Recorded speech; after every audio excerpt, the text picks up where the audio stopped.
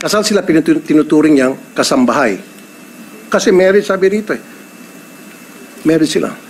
Your Honor, as much as possible pa na ayaw ko pong sumagot po ng hindi ko po alam. Pero hindi ko po talaga alam. Pero again, Mayor, siyempre tatanungin mo sa papa mo, kasambahay si mama, papa, pero kasal kayo. Paano nangyari?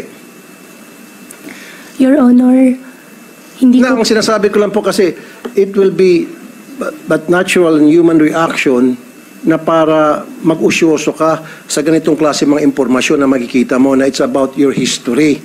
Are you not interested about who you are?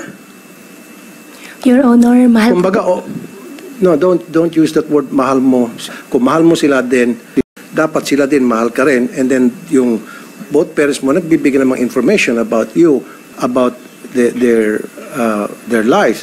Kasi paulit-ulit mo sinasabi sa hearing na to, kasambahay, kasambahay, kasambahay. So parang fairy tale, pinapalabas mo na kawawa ka.